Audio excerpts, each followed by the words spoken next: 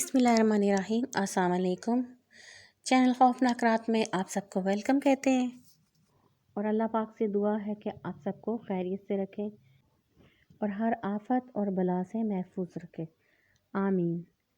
आज जो स्टोरीज़ हम आपके साथ शेयर करेंगे, ये हमें हमारे कुछ लिसनर्स ने सेंड की हैं और बहुत शुक्रिया आप सबका। आप लोग हमारे चैनल की स्टोरीज़ को सुनते हैं और लाइक करते हैं। यूँ ही आप सबकी सपोर्ट चाहिए, तभी हम आगे बढ़ सकते हैं। बहुत शुक्रिया आपका। हम बढ़ते हैं अपनी कहानियों की तरफ। खौफनाक कहानी, ये पहली स्टोरी हमें सेंड की है बशीर ने।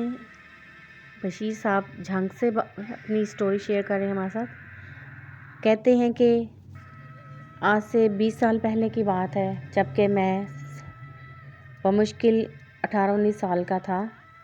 मैं एक कॉलेज में पढ़ता था और साथ में हम लोग काफ़ी गरीब थे। इस वजह से मेरे वालिदैन को सपोर्ट करने के लिए मैंने एक घड़ियों की दुकान के ऊपर नौकरी कर ली। वहाँ पर मैं घड़ियाँ ठीक करना भी सीख रहा था। इसके अलावा मैं उनके छोटे मोटे काम कर दिया करता था, जिसके नतीजे में वो मुझे थोड़े बहुत पैसे दे दिया करते थे और यूँ मेरा सिलसिला चल रहा था तालीम का भी। मैं वालिदैन पे बोझ नहीं बनना चाहता था। अक्सर ऐसा होता था कि जो दुकान के मालिक साहब थे वो शाम 7-8 बजे तक घर चले जाया करते थे और उसके बाद मैं ही दुकान पर मौजूद होता था। दुकान के ऊपर उस वक्त ग्राहकों का रश ज़्यादा नहीं होता था, इस वजह से मैं ही डील करता था। जो थोड़े बहुत ग्राहक आते थे और जो काम वो देकर जाते थे घड़ियों का, मैं वो एक डायरी में नोट करता रहता था और अगले दिन वो सब चीज़ें मालिक साहब के हवाले कर देता था। यूँ मेरे मालिक को मुझ पर बहुत एतमाद था और वो मेरी ईमानदारी के मोतरफ़ भी थे, इसलिए वो जल्द ही घर चले जाते थे और मैं बाद में तमाम काम निपटाने के बाद दुकान को ताला वगैरह लगा कर बंद करके घर चला जाता था 12-1 बजे तक। सर्दियाँ आ गई, सर्दियों के दिन थे, काफ़ी सर्दी थी। सारी दुनिया जल्द ही अपने घर में लिहाफ़ों में दबक जाती थी, मगर चूँकि मेरे दिल में आगे बढ़ने की और कुछ करने की ख्वाहिश थी और अपने वालिदैन के लिए कुछ उनको बनकर दिखाने का जज्बा था, इसलिए मुझे सर्दी गर्मी का एहसास मेरे अंदर से ख़त्म हो चुका था और मेरे अंदर एक ही लगन थी कि मैं कुछ बनकर दिखाऊं, कुछ करके दिखाऊं। इसलिए मैं काफ़ी लेट नाइट तक काम करता रहता था और वहीं पर बैठ कर पढ़ता भी रहता था। सर्दियाँ आ चुकी थी और उस दिन भी काफ़ी सर्दी थी। मालिक साहब जो थे दुकान के, वो रोज़ कुछ वक्त से पहले ही चले गए। 5-6 बजे का टाइम होगा, अच्छा खासा अंधेरा छा चुका था। वो कहने लगे कि मैं घर जा रहा हूँ, तुम भी जल्दी घर चले जाना और इंतज़ार ना करना, 9-10 बजे तक दुकान को बंद कर देना।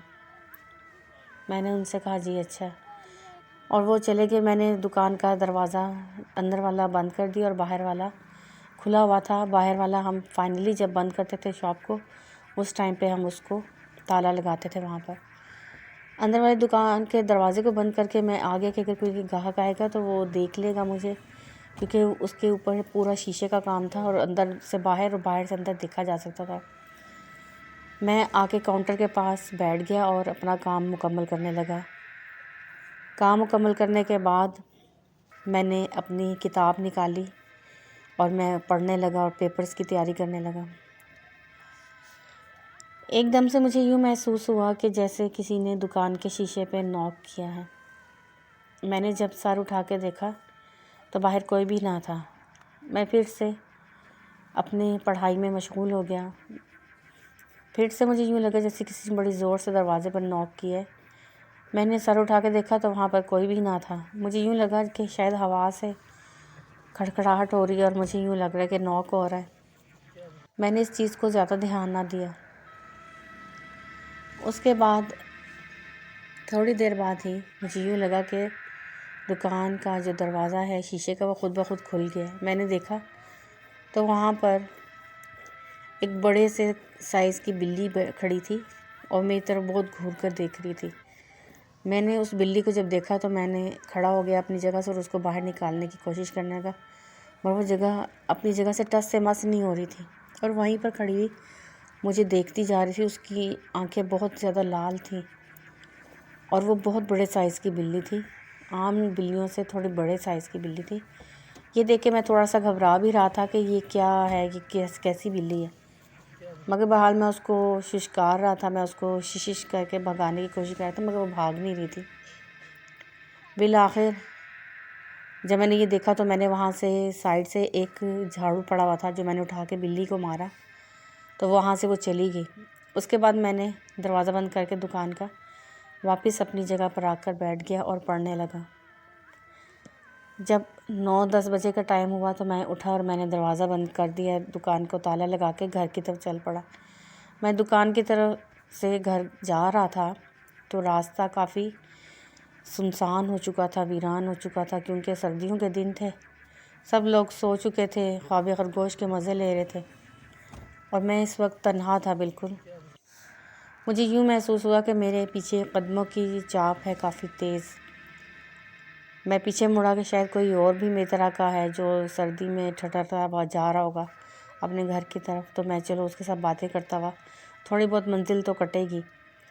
میں نے پیچھے مڑ کے دیکھا تو وہاں کوئی بھی نہ تھا۔ میں نے 1-2 بار آواز بھی دی کہ کوئی ہے، تو کسی نے آگے سے جواب نہ دیا۔ میں چلتا رہا۔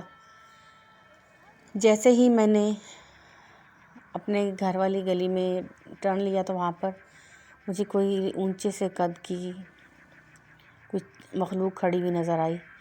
نہ سمجھ آ رہی تھی کہ وہ مرد ہے یا عورت۔ وہ بہت اونچے قد کی تھی، اور میں جیسے جیسے اس کی طرف بڑھ رہا تھا اس کی طرف سے غراہٹیں بلند ہوتی جا رہی تھیں۔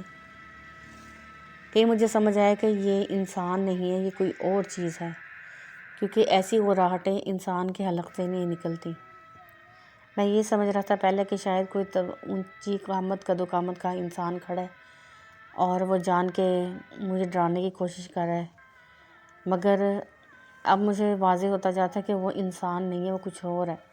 یہ دیکھ کے میں پیچھے کی طرف مڑا اور میں نے تیز قدموں سے چلنا شروع کر دیا۔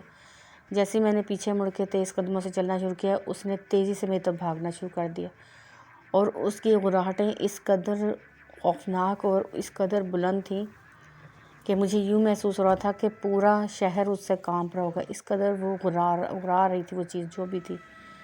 یہ دیکھ کر خوف سے میرا برا حال تھا، اور وہ اتنی تیز سپیڈ سے میری طرف آ رہی تھی، یوں لگتا تھا کہ وہ مجھے کچا چبا جائے گی۔ یہ دیکھ کے میں نے زور زور سے اللہ کا نام لینا شروع کر دیا، اور وہ ایسا ہوا کہ وہ چیز میرے قریب آئی اور جیسے اس نے ایک زوردار چھلانگ مجھ پہ لگائی، مگر مجھے سمجھ نہیں آئی کہ وہ کہاں غائب ہوگی۔ وہ ایک دم سے غائب ہوگی۔ جب میں وہیں پر زمین پر بیٹھ گیا اور سر کے اوپر ہاتھ رکھ لیے، جیسے میں اپنا بچاؤ کرنا چاہتا ہے انسان تو اس ٹائم پہ رکھتا ہے۔ آنکھیں میں نے بند کی ہوئی تھیں۔ جب تھوڑی دیر تک مجھے کچھ بھی نہ ہوا اور مجھے یوں لگ رہا تھا کہ ابھی وہ مجھے جھنجھوڑ کے مجھے بھنبوڑ دے گا، اپنے دانتوں میں چبا لے گی مجھے، میں ایسا ہی کچھ اس کی طرف سے تصور کر رہا تھا، مگر جب کچھ دیر تک کچھ بھی نہ ہوا اور میں بالکل ٹھیک ٹھاک تھا تو میں نے اپنے ہاتھ ہٹائے، آنکھیں کھول کے میں نے آگے پیچھے دیکھا تو وہاں پر کوئی بھی نہ تھا، اور وہ چیز بھی وہاں سے غائب ہو چکی تھی۔ اس وقت میں بہت زیادہ پریشان تھا، میں اٹھ کر تیزی سے بھاگتا ہوا اپنے گھر کی طرف چلا گیا۔ پیچھے سے مجھے آواز آئی کہ آج تمہارے جیب میں جو سورہ یاسین رکھی ہوئی ہے، جو اللہ کا کلام تمہاری جیب میں پڑا ہوا ہے، اس کی وجہ سے تم بچ گئے ہو، ورنہ آج میں تمہیں چھوڑتی نہ۔ تم نے مجھے جھاڑو مارا ہے تو میں تم سے اس کا بدلہ خوب اچھے طریقے سے لیتی۔ پھر مجھے یاد آیا کہ شام میں جب میں سورہ یاسین کی تلاوت کر رہا تھا تو وہ چھوٹے سائز کی میں نے کاپی تھی میرے پاس، اس میں تو میں نے وہ اپنی پاکٹ میں اپنی جو سینے کے اوپر پاکٹ تھی اس کے اندر میں نے ڈال دی تھی، اور اللہ تعالیٰ نے مجھے اس کلام پاک کی برکت سے اس چیز سے محفوظ رکھا۔ آج بھی جب مجھے یہ بات یاد آتی ہے تو میں سوچتا ہوں کہ اگر میرے پاس سورہ یاسین نہ ہوتی تو وہ مخلوق میرے ساتھ کیا حشر کرتی، میرا کیا میرے ساتھ ہوتا، کیونکہ جس کی وہ راہٹیں اتنی بلند اور اتنی خوفناک تھیں کہ مجھے آج بھی وہ ایسا لگتا ہے کہ جیسے وہ میرے آس پاس ہی کہیں ہیں، اور میں بہت ڈر جاتا ہوں۔ 20 سال اس بات کو گزر چکے ہیں۔ یہ بہت خوفناک واقعہ تھا۔ اللہ تعالیٰ ہم سب کو محفوظ رکھے۔ واقعی بہت خوفناک واقعہ تھا، اور آپ کی ہمت ہے جو آپ نے اس کو فیس کیا، اور بے شک اللہ کا کلام جو ہے وہ ہمیں ہر آفت اور ہر مصیبت سے بچا لیتا ہے۔ ہمیں نماز باقاعدگی سے پڑھنی چاہیے اور قرآن پاک کی تلاوت بھی باقاعدگی سے کرنی چاہیے، جو ہمارے لیے حفاظت کا اللہ تعالیٰ نے ایک بندوبست کیا ہے۔ اپنے کلام پاک کے ذریعے ہمیں اس کا سہارا لینا چاہیے ہر وقت، ہر مصیبت، ہر بلا سے، اور اللہ تعالیٰ کے آگے سر بسجود رہیں۔ بہت شکریہ۔ بڑھتے ہیں دوسری کہانی کی طرف۔ یہ کہانی ہمیں سلویٰ نے سینڈ کی ہے جہلم سے۔ سلویٰ کہتی ہیں کہ میرے بھائی کی کہانی ہے، اور یہ آج سے 10 سال پرانی ہے۔ سلویٰ کہتی ہیں کہ ہمارا جو علاقہ ہے وہ کافی ہانٹیڈ ہے، جس علاقے میں ہم رہتے ہیں۔ ابھی تو کافی کم ہو گئے ہیں یہ باتیں، کچھ پہلے عرصہ جو گزرا ہے 10-15 سال پہلے یہ باتیں بہت زیادہ ہمارے محلے میں مشہور تھیں، اور کچھ ایسی خوفناک مخلوقات پائی جاتی تھیں جو کہ ہمارے گلی میں اور ہمارے جو محلے کے گھروں میں عام طور پر دکھائی دیتی تھیں، اور لوگ ان سے خوفزدہ ہو جاتے تھے۔ تو اس طرح کے واقعات بہت زیادہ عام تھے، ابھی تو کافی حد تک ان پہ کمی آ چکی ہے۔ ایسا ہی ایک واقعہ میرے بھائی کے ساتھ پیش آیا تھا جو میں آپ کے ساتھ شیئر کرنا چاہتی ہوں۔ ایسا ہوا کہ میرے بھائی صاحب جو تھے وہ ٹیوشن پڑھنے جاتے تھے، اور کافی لیٹ نائٹ وہ واپس آتے تھے، کیونکہ میٹرک کے ایگزامز ہونے والے تھے، اور میرے بھائی اس کی تیاری کرتے تھے اپنے دوستوں کے ساتھ بیٹھ کے۔ وہ ٹیوشن پڑھنے جاتے تھے، وہیں سے وہ اپنے ایک دوست کے گھر چلے جاتے تھے، جہاں دونوں اکٹھے بیٹھ کے پڑھتے رہتے تھے، اور میرے بھائی پھر رات میں 11-12 بجے تک واپس گھر آتے تھے۔ اس بات کا علم میرے والدین کو بھی تھا، اور جو میرے بھائی کے دوست تھے ان کے والدین کو بھی تھا کہ یہ دونوں اکٹھے بیٹھ کے پڑھتے ہیں۔ اس لیے وہ دونوں، ہمارے والدین ان دونوں کو کچھ نہیں کہتے تھے اور ان کو پڑھنے دیتے تھے۔ کبھی وہ دوست ہمارے گھر آ جاتا تھا بھائی کے ساتھ، اور کبھی بھائی اس کے گھر چلے جاتے تھے۔ ایک بار ایسا ہی ہوا کہ بھائی بتاتے ہیں کہ کافی لیٹ نائٹ ہو گیا تھا، تقریباً 10 بجے کا ٹائم تھا، اور سردیوں کے دن تھے، جبکہ سردیوں کی شامیں بہت ٹھنڈی ہوتی ہیں اور لوگ جلد ہی اپنے گھروں کو چلے جاتے ہیں۔ ایسے میں 10 بجے کا ٹائم بہت زیادہ تھا سردیوں کے لحاظ سے۔ گرمیوں میں تو اتنا محسوس نہیں ہوتا، 10 بجے بھی لوگ گھوم رہے ہوتے ہیں باہر، مگر سردیوں میں ایسا نہیں ہوتا۔ پھر بھائی جو تھا وہ واپس اپنے گھر کی طرف آ رہا تھا، تو جیسے ہی وہ اپنے محلے کے نکڑ پہ پہنچے تو بھائی کہتے ہیں کہ میں نے دیکھا کہ ایک خاتون جو ہے وہ چادر میں لپٹی ہوئی کھڑی ہے، اور ان کے ہاتھ میں کافی بھاری سامان ہے۔ جب میں تھوڑا آگے بڑھا اور میں نے دیکھا تو یہ میرے دوست کی والدہ تھی۔ محلے میں ہی ہمارے 4-5 گھر چھوڑ کے میرے بھائی کا دوست گلزار رہا کرتا تھا، ان کی والدہ وہاں پر کھڑی ہوئی ان کو نظر آئیں۔ تو میرے بھائی نے ان سے کہا کہ خالہ جان آپ یہاں پہ کیا کری؟ کہنے لگی کہ میں اپنی بہن کو ملنے گئی تھی، تو وہاں سے میں واپس آئی ہوں، تو ابھی کافی لیٹ ہو گیا۔ میری بہن نے مجھے کافی سا سامان دے دی ہے جو مجھ سے اٹھایا نہیں جا رہا، تو ویگن والا جو تھا وہ مجھے وہیں پر اتار کر خود آگے بڑھ گیا، اور ٹانگے والا بھی مجھے یہیں پہ چھوڑ کے چلا گیا۔ تو اب میں سوچی تھی کہ گھر تک کیسے ہوں، اچھا ہوا کہ تم آ گئے ہو، تم یہ سامان اٹھا کر تم میرے گھر تک مجھے پہنچا دو۔ بھائی کہتے ہیں کہ میں نے وہ سامان اٹھا لیا، کافی وزنی وہ سامان تھا جو کہ مجھ سے ہلایا بھی نہیں جا رہا تھا۔ میں نے بڑی مشکل سے اس سامان کو اٹھانے کی کوشش کی، جیسے تیسے میں نے اس کو اپنی کمر پہ لادا، ہم دونوں گھر کی طرف چل دیے۔ وہ مجھ سے باتیں کرتی جا رہی تھیں اور مختلف باتیں بتا رہی تھیں اپنے سفر کی، اپنی بہن کے بارے میں، اور مجھے بالکل اندازہ نہ ہوا کہ ہم جس گلی سے جس جگہ سے ہم نے وہ سفر شروع کیا تھا، میں کوئی 3 بار اسی گلی میں آ رہا تھا، اسی پوائنٹ پہ میں تیسری بار پہنچ گیا۔ پہلے ایک بار وہاں سے ہم گزر کر پورا، اور پھر سے واپس وہی جگہ آ جاتی تھی۔ ہم چلتے تھے، اور مجھے سمجھ نہیں آتی تھی کہ کیسے وہی جگہ دوبارہ آ جاتی تھی جہاں سے ہم نے سفر شروع کیا تھا۔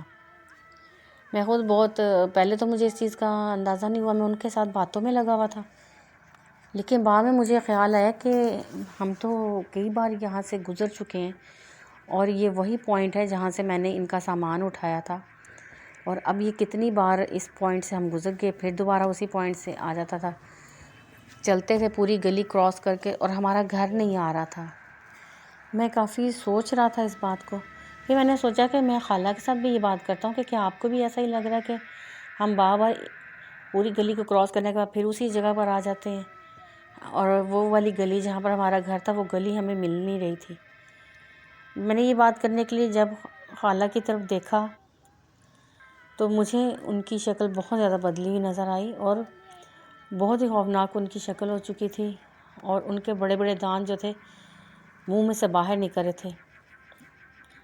میں نے جب جو سامان میرے کمر پہ لادا ہوا تھا میں نے اٹھا کر اس کو زور سے پھینکا، اور جب میرا نظر ان کے پیروں کی طرف پڑی تو ان کے پیر بالکل الٹے تھے۔ اب میں پوری بات سمجھ چکا تھا، وہ خالہ کے روپ میں کوئی اور چیز تھی، کوئی اور مخلوق تھی، اور وہ مجھے بھٹکا رہی تھی، وہ جانے وہ مجھ سے کیا چاہتی تھی۔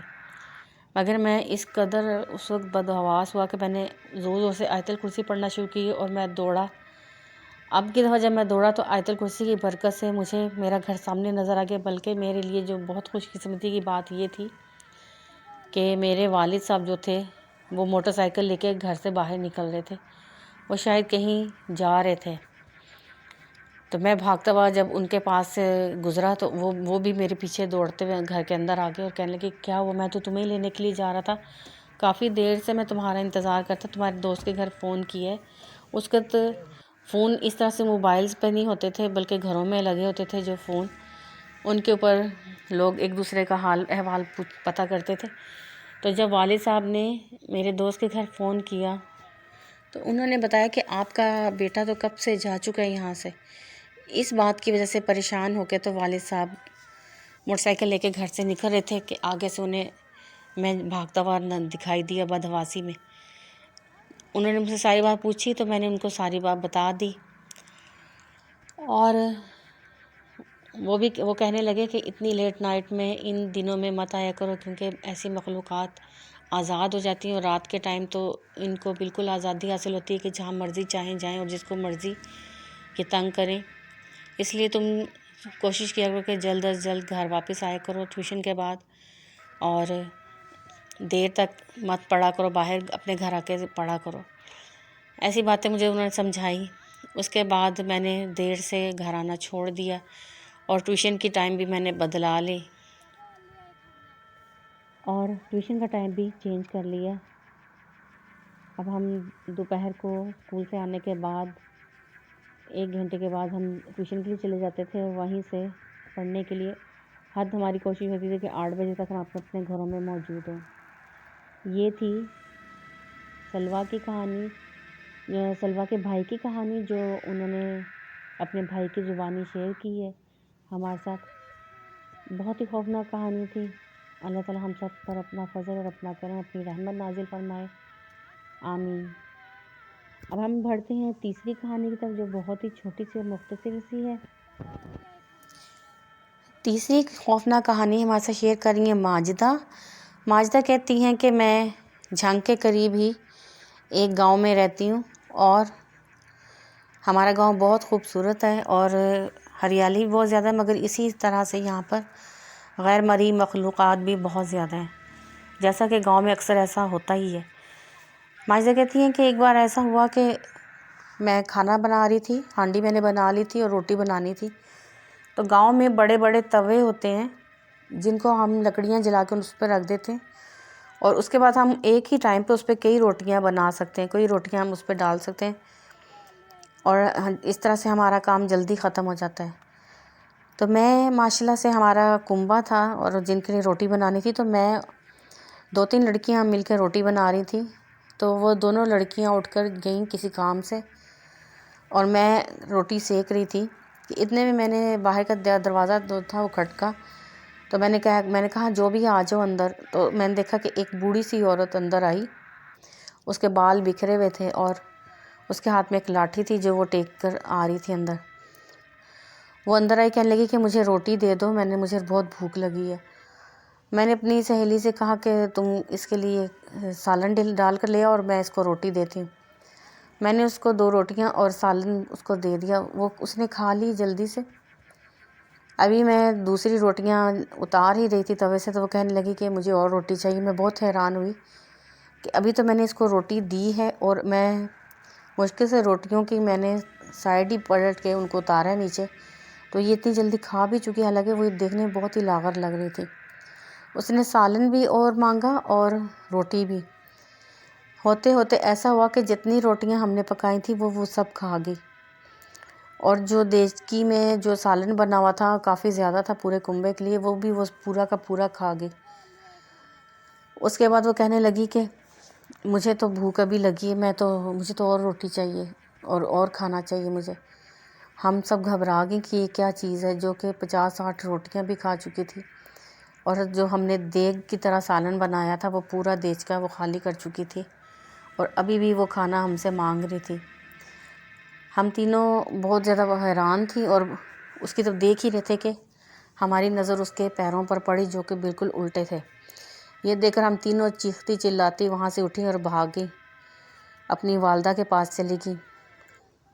ہم نے جا کے ہماری مائیں جہاں بیٹھی تھیں وہاں پر ہم نے جب یہ بات بتائی تو وہ لوگ ہمارے ساتھ اس جگہ پر آئے، مگر وہاں پر برتنوں کے علاوہ کچھ بھی نہیں تھا۔